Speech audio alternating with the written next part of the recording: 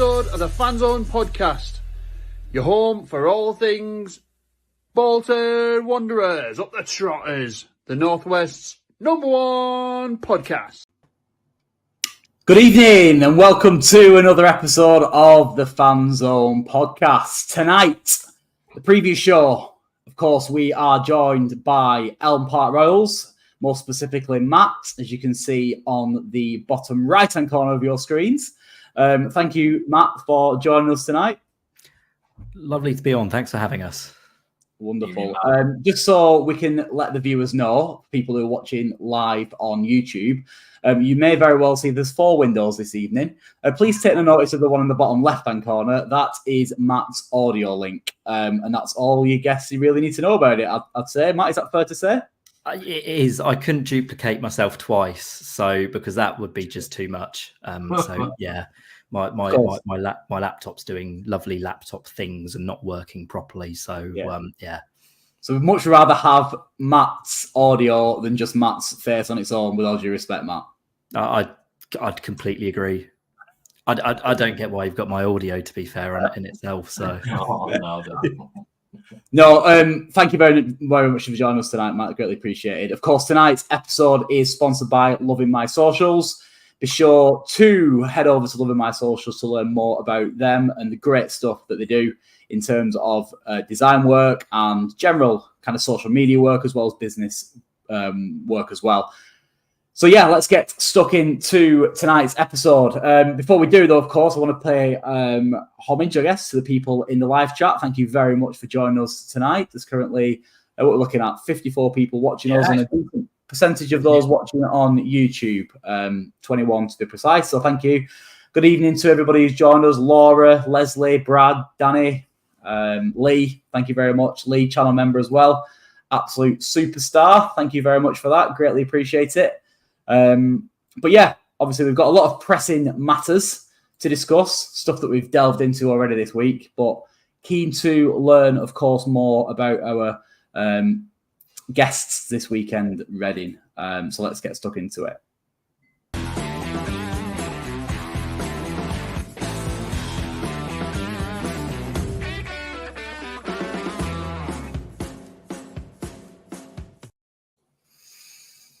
So Matt, unfortunately, I'm going to have to start tonight's episode with a little bit of bad news, because for those Bolton fans who don't know, Reading have been trying to get a deal over the line in recent weeks or months, shall we say, with a buyer that unfortunately has fell through in the last couple of days.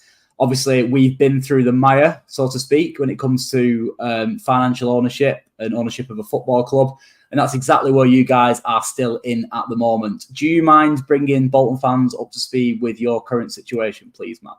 Yeah, so kind of looking back to when we last played you last season, it was in early April. We'd just entered a period of exclusivity at that point. That period of exclusivity turned out to be obviously the party that had been interested in the last few days and weeks. It was Rob Coig and kind of crew.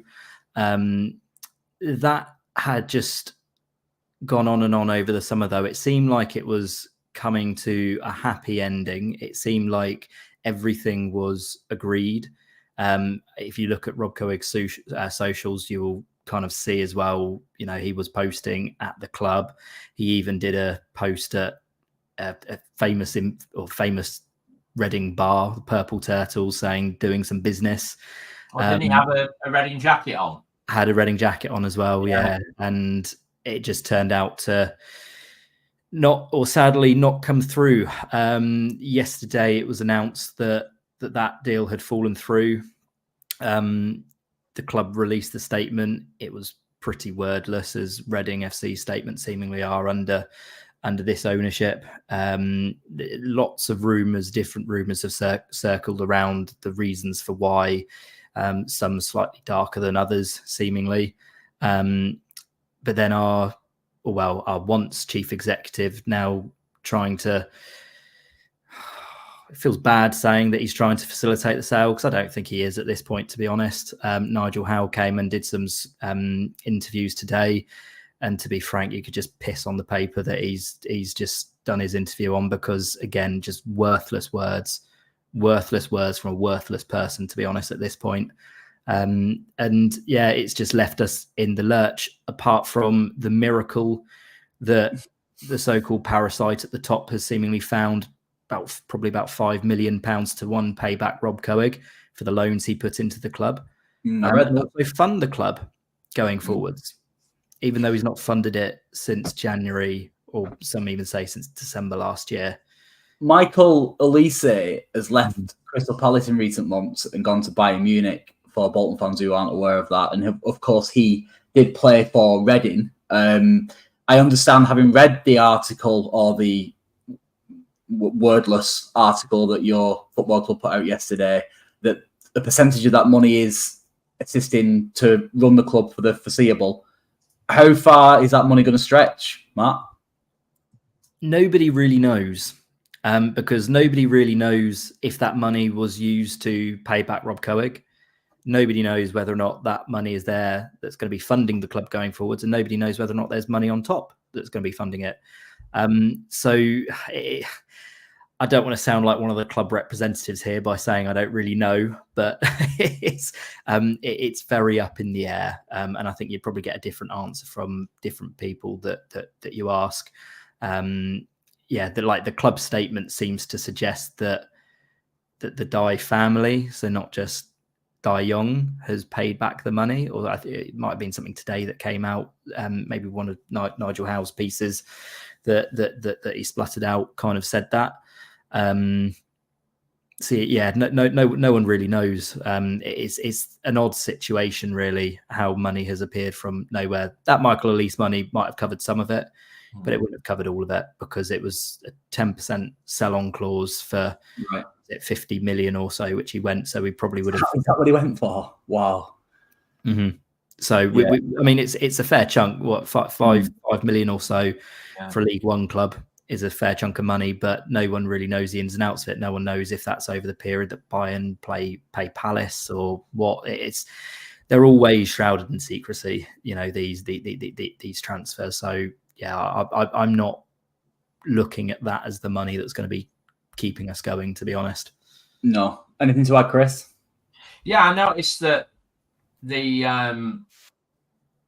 situation with Nigel Howe is a little bit strange, in the sense, well, I'm sure it's very strange, and a lot more than I do, but he's subject to a banning order. Is that right? From the FA? Banning order. Say again. Was it a banning order? Yeah, is it the 4th of October that he can have no involvement in football anymore? Is that right? Yep, for the transfer of Michael Elise. I can't remember the details of what happened. There was something that they weren't meant to do with agents or something. The club appealed it. I think he appealed it. The ban was reduced. I can't remember what it was originally. It might have been 6 months or a year or something. It was reduced to 3 months, I think. But yeah, that comes into effect on the 3rd or 4th of October. Yeah. Can't come soon enough, to be honest, in my opinion. So if he's attempting, and badly by the sounds of it, to broker this deal and broker the sale of the club, won't that cause disruption if nothing is done before that time? Or is it just a case of just get him out of the way and just... Again, I don't think anybody knows, to be honest. Nobody knows. Even in his interview he did today, he was quizzed whether or not Dayong Pang, the useless CEO that we've got running the whole circus act, he said he didn't know if he's involved in the buying process. How do you not know that your CEO isn't involved in the buying process? What are you trying to hide here? It's like no one knows, and it's why you look at everything that's come out, and Christ alive, I mean, he wasn't popular before this interview he did today, for numerous reasons. You look at how long. I mean, he came in to help broker the sale in December, January time. He originally wanted to get something done in place by February. February very soon became the end of March. End of March very soon became the end of May. End of May became start of the season. Start of the season became end of the transfer window. And here we are on the 19th of September, still in this just tedious, horrible, despicable situation, really. So, but that the interview he came out and did today is pretty much, I think, put every nail in his coffin. I think if he wanted to come out and be straight and kind of prove to people that he is still someone that you'd want to have around, I mean, he completely obliterated it. It was an utter car crash of crisis management, PR, really. Yeah. I don't think. I think he's very much added to the cart of Dayong Pang and all their motley crew of rats that kind of, I think most Reading fans would probably want to see dead at this point, to be honest. It's just sickening, really, what they're doing. For those Bolton fans who don't know, Dayong, of course, had, was it 2 football clubs prior to Reading that he ran up against the wall? Yeah. Obviously, there's massive concerns for Reading fans that you might go down a similar path. Obviously, we all hope and pray that doesn't come to fruition for obvious reasons. But one thing I noticed when last season, when you were trying to get him out of the club, you did a very, very, very good job of highlighting the issues that you were going through with obviously the tennis balls on the pitch and general noise about the football club. What's the plans? Because I mean, I can't speak for, of course, every Bolton fan at all, but I, for one, back that, and I'm sure a lot will. Is the plan to do something similar following this last few days? Yeah, no, I'll be honest, it's a weird situation because I think nobody really knows what to do anymore. You know, we've done tennis balls on the pitch, we've done PR stunts, we've got a game called off, against Port Vale last year. No one wanted to do any of that. No one goes to a football game and wants to do that. Nobody goes to a football game and wants to get it called off. And it highlighted the issue and the plight at the club, I think, quite well. And some of the PR stunts and the campaign team itself, Before We Die, did highlighted it very well. But there's one overriding sad factor in all of this, and that's one man has to send, well, not man, but animal, rat, whatever you want to call him, parasite, has to sign that paper, which seemingly he doesn't want to, or well, for whatever reason, doesn't want to do. And that is the sad reality of it at this point. And that's where I think, I mean, Christ alive, I feel gutted for Ruben Sellés, for all the team. I'm sure we'll get onto it, but his interview today, I don't know how much longer he'll be here. No. He could walk next week, and I would not blame him in the slightest. I feel so sorry for him. I feel so sorry for all the players. Because at the end of the day, will protesting actually do anything anymore? Because we've tried that. We got to a point where we were so tantalizingly close. And I mean, we'd been close before, not to this extent. We were close to deals with the likes of Ginevra. That was at the end of November, December time. That was, again, just passed by the wayside. Dayong didn't want to progress it and just moved on. There was a couple that kind of fluttered around in January, February time. But, this one was the one that seemingly was there. It was pretty much over the line. I think, some might say that Rob Coig was maybe naive to it and naive to dealing with someone like Dayong. But if you've done everything your side and everything looks like it's going to be signed off and progressed, what more can you think from his side? No, true. Well, I mean, you've certainly had lots of support, and I'm sure it wouldn't or shouldn't really come as much as a surprise. For people listening back on audio, David Jones has said, "Great club, Reading. We're all behind you as supporters and wish you all the best." Leslie also saying, hopefully it will get sorted out sooner rather than later. And Radix Lexi has put Young out, Ever out.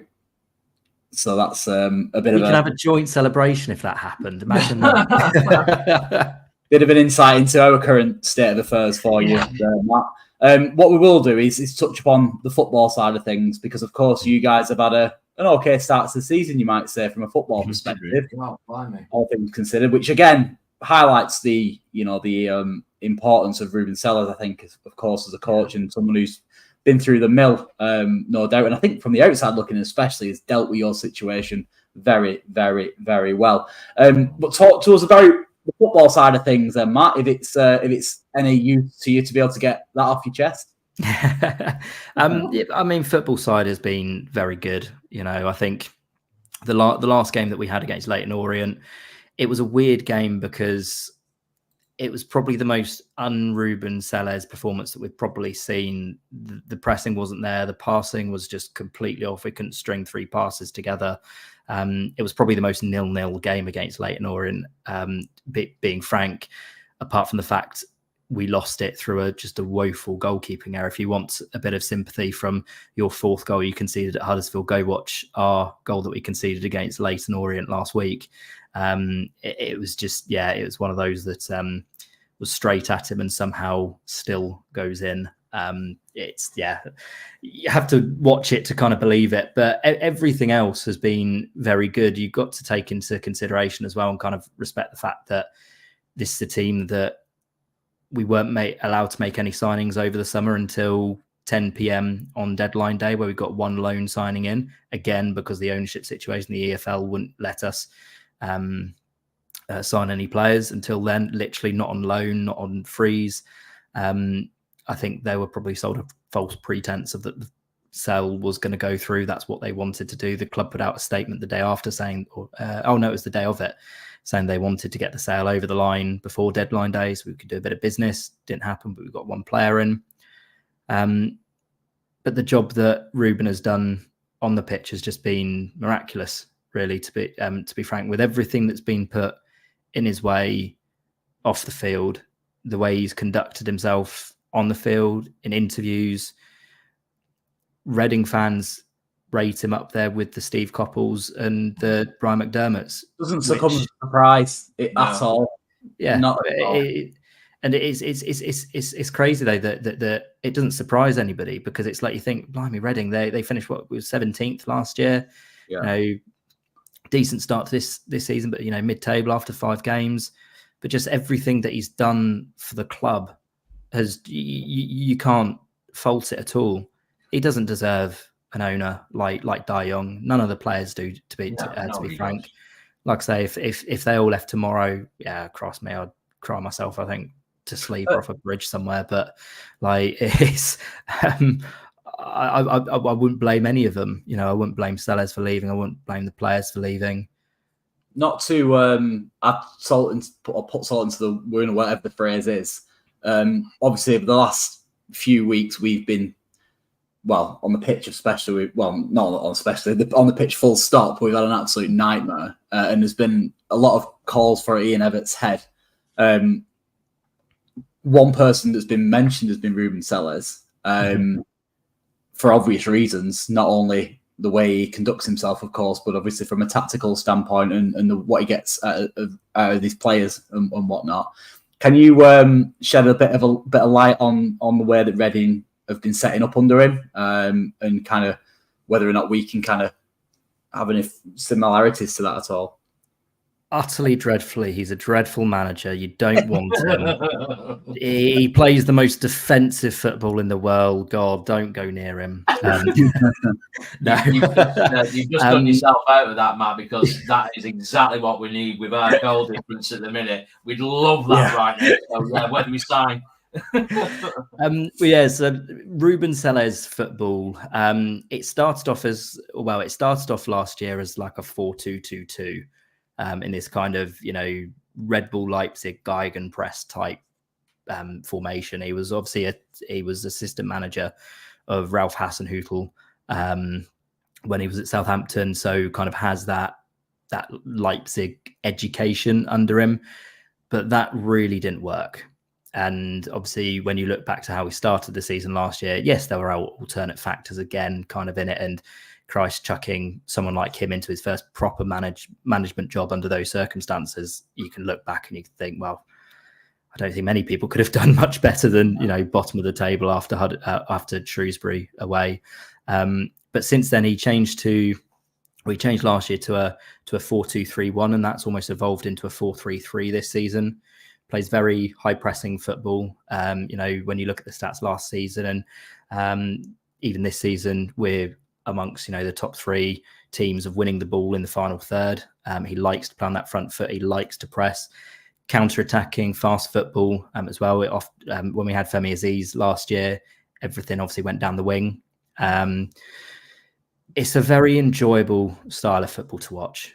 It's a very Reading style of football. When I look back at, like I say, the Steve Coppells, the Brian McDermotts, the managers that everyone associates with Reading FC, it's always high pressing, it's always counter-attacking, it's down the wing.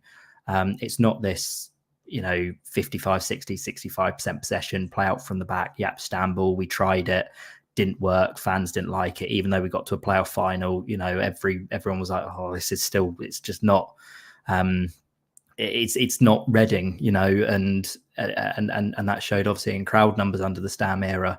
Trying to think of a manager that I could probably relate it to, that's in the Premier League, maybe like an early Jurgen Klopp kind of style football where it's very attacking.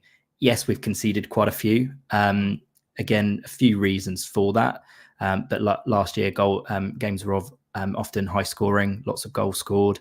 But yeah, kind of if you were to get Ruben Sellers, I think every Reading fan, even though, like I say, might cry himself to sleep, would just give him his blessing, to be honest, as he goes on his way, because he deserves a better club than Reading. Yeah, I have to admit, when I was losing my head last week over Everton, Ruben Sellers was the manager that came to my mind, and I mentioned it a couple of weeks ago as well after we had a poor result. So our gaffer's got a big job on his hands to turn this ship around after such a poor start to the season. He's lost a lot of fans. What I won't mind doing is going into our next segment, which of course is the injury update. So get your thinking caps on, guys.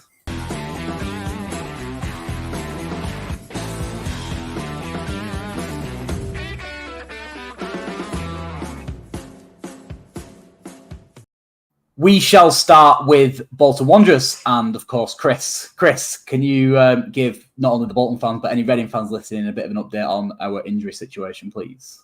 Yeah. Dare I say it? Relatively positive news. Not much of that. So we'll start with the sort of longer-term injury concerns, which have been Carlos Mendes Gomez, who's obviously been out since February, away at Wigan, with a ruptured Achilles. He is what can only be described as massively ahead of schedule without putting the curse on it. He's not going to feature imminently by the sounds of it, but considering he wasn't meant to be back in training until the end of the year, he's already trained this week, and it looks like he will be returning to full training next week, according to Ian Ebbott. So that's positive news. We've not really seen any of the potential that we invested in Carlos. So that's something to look forward to. Clyde Lolos, again, we've seen very little of him. He featured heavily in pre-season and played for about 10 minutes at Orient and then hobbled for the rest after a horrendous tackle by Happy. He again has avoided surgery and should be back in full training again next week. Radix Lektai has asked, will Carlos be ready by Christmas? From what I've read, it sounds like it, but I ain't going to say anything because it's just going to put a curse on it. So it will be a lovely bonus to get him back. Like a new signing getting him back, wouldn't it? To be honest. Oh, completely. We've seen nothing of him. He's at the level as well. He's a talented. He's a good top player at this level. And Carlos Mendes Gomez, he's done it on it for a good while. So really exciting signing, and we've just not seen anything of him. Obviously, he scored against Salford in the Bristol Street Motors with an absolute rip snorter, but that's it, really. Got at Cambridge away, didn't he? And he scored. Oh, yeah, of course, yeah. From Sheehan's pass, which was hell of a goal. Scored at Northampton as well. Header. Yeah. We have seen glimpses when he was just starting. Very much so. He's just an exciting prospect, really. But Randall Williams has trained well all week, so he is ready and available. And seemingly Vic is well over his sneezing issue. Geff. Did you see that, Matt? I didn't know. I'm very intrigued. So I'll let you. Victor Adebayo was injured because of a heavy sneeze, in inverted commas. So he's a very powerful lad, said Ian Ebbott, and even his sneeze is very powerful. So he sneezed and he felt something go in his ribs. So that's an awkward one to get home and to explain to the missus. Yeah, I've cracked a rib through sneezing. And it's quite embarrassing for him. It's quite embarrassing for him as well because it wasn't just local news, was it, Chris? No, it went viral. It was on New York Times. I read. Yeah, New York Times. New York Times picked it up. Yeah, New York Times picked it up. It was everywhere. So the other is Will Forrester, who is just returning after falling down the stairs. This is just a list of injuries. Oh. If you saw on Football Manager, I think you'd just chuck your laptop out at this point. Yeah. It's but in the main, things are looking really, really positive. So let's not jinx that and see how we go, because injuries is something we can well do with right now. How about you, Matt? How's it looking with your guys? The biggest injury really for Reading has been goalkeeper Joel Pereira. Kind of as we saw last week, we don't really have many good options at number 2. Chennai Boyce Clark, who came in last week. I mean, he's been around the club for years, seemingly. He's only 21. He was very highly rated when he was a youngster. Never broken into the first team, though, and he's not really ever been out on loan, which I think a lot of people has thought, oh, he's 21 now and he's not really played any adult football. And I mean, he was thrown in obviously against Leyton Orient last week and had that howler, really, whatever you want to call it, of a goal to concede. And the other option is David Button, who, I mean, he couldn't really save a shot if a shot was straight at him. Same as Boyce Clark, really.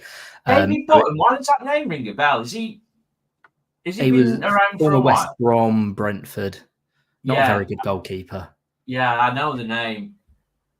Yeah, but West Brom fans did not like him, did not rate him. We can see why.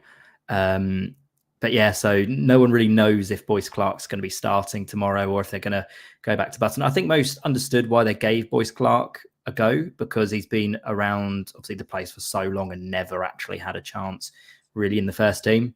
He played at Huddersfield away on our last game in the Championship, but that was obviously a nothing game. Lots of academy graduates were playing that day.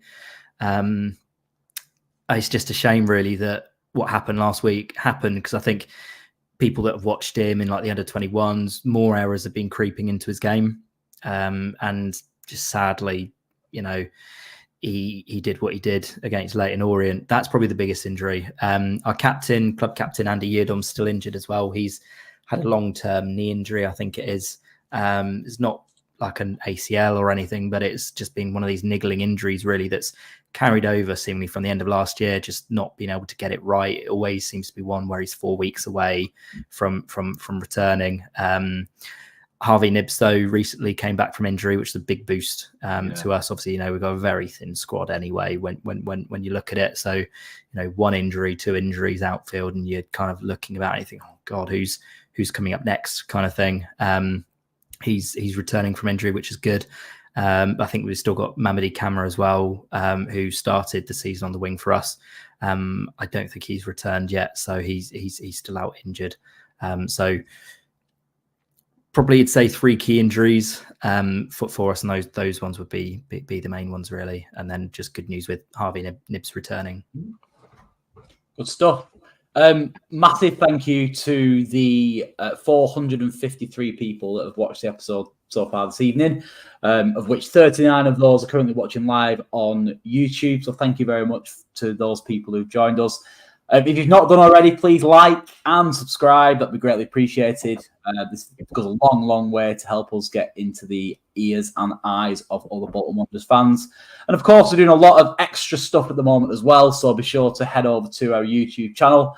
if you wish to watch a few top 5 videos which have been out released in recent weeks, including Ben's Timberlake's top 5 Bolton moments, Ben McQuaid's top 5 Bolton moments, and of course myself top 5 Bolton moments. And there's more videos to come in the next few weeks. So please do like, subscribe, and all that. That'd be greatly appreciated. For any Reading fans that are listening, we're just going to touch up on the pubs in our neck of the woods for you to head to on Saturday.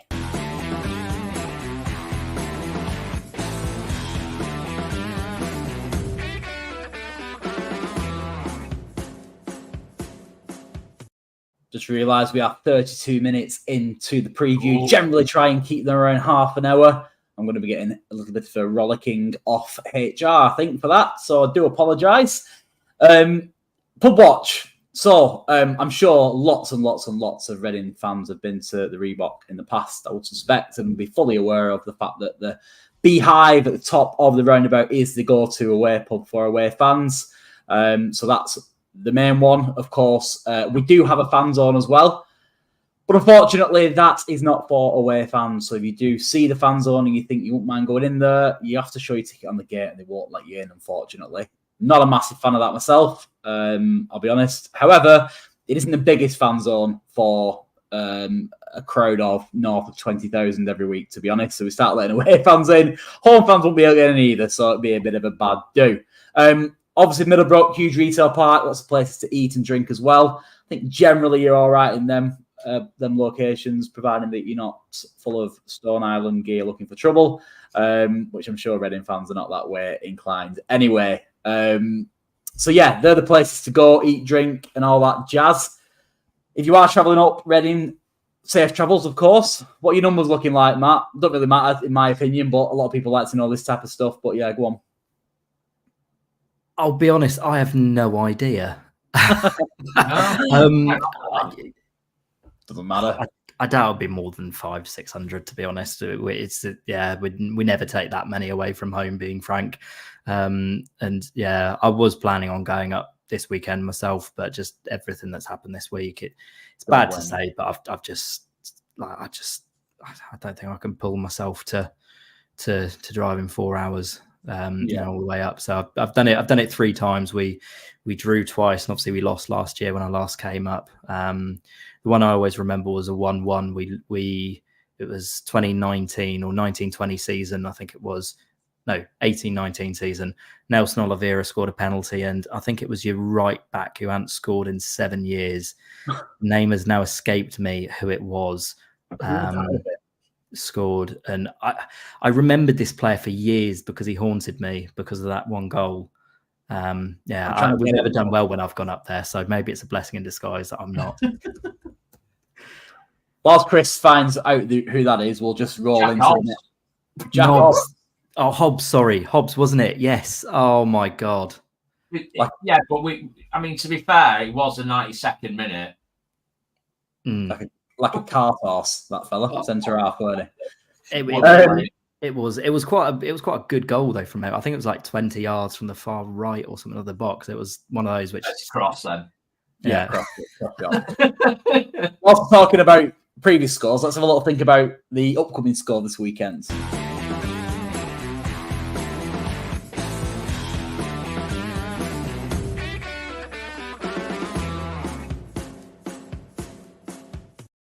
See a couple of predictions in the chat already. Obviously, Bolton fans, if you're already Reading fans watching, be sure to drop your predictions in the chat, and both myself and Chris will bring them to view. Whilst you do that, I'll start with the guest. Matt, come on, pal, give us a bit of a prediction.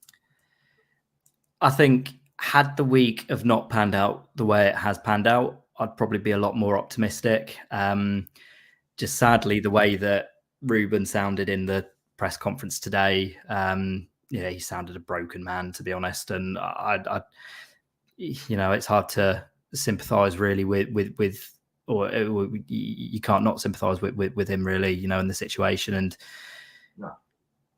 it's probably a game that will either go one of two ways. It will either really fire them up or they'll just be killed mentally. I think it'll be a bit more kind of killed mentally. I think, it's probably a very good time to have a game like this for Bolton, I'd say. sounds bad. I'm going to say this because I hate coming on and not being positive and predicting losses, but I think a 2-0 Bolton win, to be honest. Yeah. Listen, going back to Ian Evatt and the current situation we find ourselves in, I have always wanted him to do well, backed him to the hilt for a long, long time. And of course, on Saturday when I'm at the match, I will do exactly that, support the team and the club, of course, and with that comes the manager. But having witnessed what I witnessed last weekend and the week before, and the things that he's been saying or said straight after the game against Huddersfield the day, it does leave me to start to seriously question his tenure at Bolton Wanderers. However, I do think because of the fact that he needs a win, and he's lucky, I guess, that he's playing Reading and all the turmoil that you guys are going through, I do think we will get a win. But I think it'll be tight. I'm going to go for a 2-1 to Bolton. Chris, hit me, pal. 3-0 Bolton. Oof. Honestly, I'm not saying it to blow smoke, Matt. But I could see it. We don't normally do well when we come up to your place, and the week that we've had, I think it's not blowing smoke. Colin touched on it there. This sort of like stroke of fortune, and this sort of he just gets these rubs of the green every so often, and I think this will be another one where we'll see a really positive result. We haven't scored at home this season in the league, so dangerous ground when you're an away team and you're going to a team after 4 games that haven't, or 3 games that haven't scored at home. Yeah, that's it. With the firepower that we've got at our disposal as well, I mean, we should be scoring goals at this level, to be honest.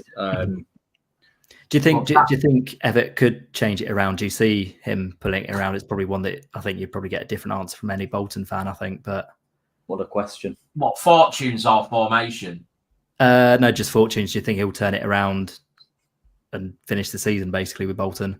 I don't think he'll be here at the end of the season. No. Do you think he's been here for just too long, really, with Forks? He's 4th season, isn't he, with you now? That's a good point, actually. There could be an argument to suggest that. I think he's just lost too many of the fans, to be honest, after the start to the season. And a lot of, including myself, I know it's a benefit of hindsight and all that, but he should have left after the playoff final. They needed a fresh offers is tough, really tough. Yeah, especially with the level of expectation going into that game as well, with us being absolute odds-on favourites as well, and from not to get that done, it wouldn't have hurt me nearly as much as you do. But I was in so much pain watching that, seeing Oxford go up. Honestly, this moment now, honestly. Yeah, but I mean, credit where credit's due. Kudos to them. They did what they needed to do on the day. But Evatt should have left it with his head held high after had a really good, stint with us, and pass it over to somebody who's got the minerals to win in this division, which I'm beginning to question whether he falls into that category personally. I'm with Chris, so I don't think he'll last the season. I'll be very, very, very surprised if he lasted the season. Yeah, I think he's got a big job on his hands to turn this ship round, like I said already. The one that there's a manager who reminded me of. I spoke about it on our preview that we did with you guys earlier. He reminds me of Carlos Carvajal at Sheffield Wednesday. He was there, I think, for 3.5 seasons. In his last 2 seasons, had 2 playoff finals, and then after that second playoff final, it just drops off a cliff, doesn't it? It's a hard one because you get so close, and you have 1 playoff hangover you can recover from, 2 playoff hangovers. It's going to go one of 2 ways, isn't it? I get the impression that the players have seemed to have lost interest in playing for him, personally, in my opinion. But only time will tell. Listen, indeed.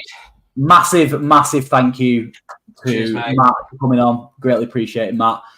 Laura Whistle did put in the chat earlier on, I do want to end on this because I'm sure a lot of Bolton fans will be able to resonate with this as well as Reading fans as well. But she put, I hope you can come through this. It's an awful situation. I honestly had sleepless nights when we were going through it. So thoughts go out to Reading FC, and we do all hope that you get through this terrible, terrible situation and find yourself a proper owner which is something that we've got these days, and we're very grateful of that. But thank you very much, Matt. Have a lovely evening. Thank you for everybody who's joined us tonight. And yeah, come on, you Whites. Good night.